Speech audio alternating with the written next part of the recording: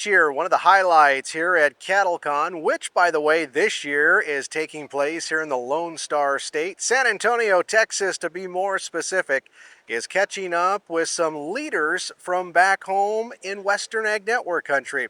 And joining us now is one of those leaders, Lesley Robinson, the president of the Montana Stockgrowers Association. And Lesley, for as long as I can remember, MSGA has had a real strong presence here on the national level. Right, I think the first NCBA convention I went to was in the 90s, but Stockgrowers has always been strong here. We're actually take leadership roles and just try to stay in the mix with everything here. Well, absolutely. And of course, over the years, we've had some national presidents come out of Big Sky country to represent NCBA as its national president. And who knows what the future has in store. I'm sure we'll have a few more coming out of Montana in the years ahead. But for you more specifically, hey, some big news recently. You were just recently selected as the vice chair of NCBA's Federal Lands Committee. Talk about that and why you're excited to bring some of those Western lands issues to the national forefront.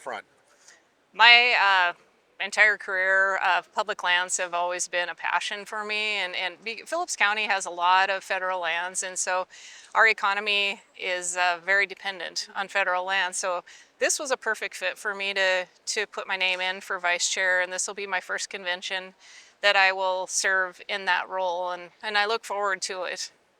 You know, what are some of the issues you guys are going to be cussing and probably discussing in that committee, not just here in San Antonio at CattleCon 25, but also in the months ahead?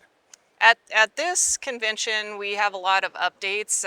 Our business meeting is in the summer, but we'll just have a lot. Things are changing with the new administration. There's just a lot of changes going on. I'm sure we'll kind of get up to speed on currently what's going on in the federal lands and just all around the beef industry, what is going on right now. But in general, taxes with the tax provisions sunsetting this year, that's a big thing. That's time sensitive that we need to get done this year. And there's just so many issues that we're facing, and this is just a good place to talk to other people from other states and just figure out what's going on. Yeah, there seems to be a little bit of renewed optimism.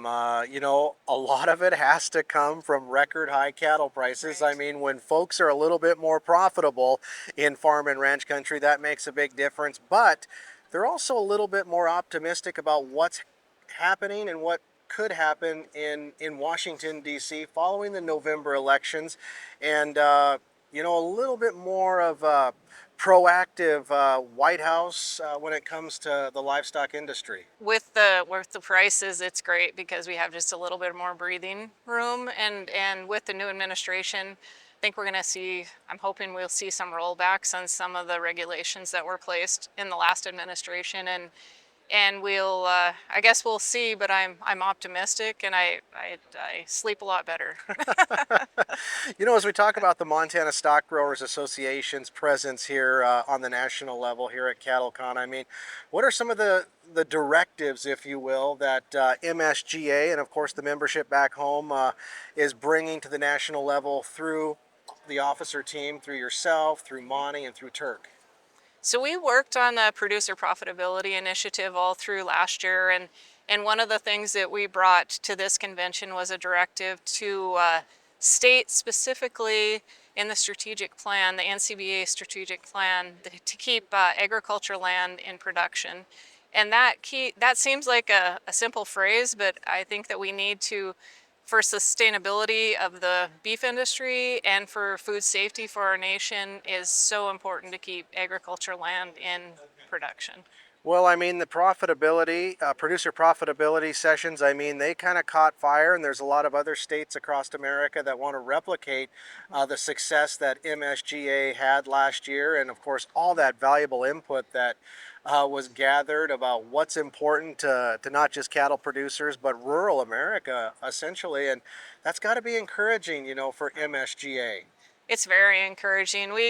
We have had so much good feedback about all of our meetings that we held across the state, and just just new people in the conversations, and that's what we needed. We invited not only our members but anyone who wanted to come and get into the discussion with us, and so that was part of the success of it. And it's an ongoing effort. It's not done. It's just starting. Yeah, it really is. I mean, Yeah. and ultimately, Lesley, isn't it just at some point, I mean, some of these hard discussions, some of these topics we don't want to talk about with our kids or even grandkids. I mean, but we have to start the conversation in Right. order to keep this wonderful industry alive and get it to the next generation. Right, and there's no one answer for everyone. Everyone has to figure out what works for their operation, and hopefully we'll come up with some ideas that people can look at too, to what will work for them, and maybe something that they've never thought of before.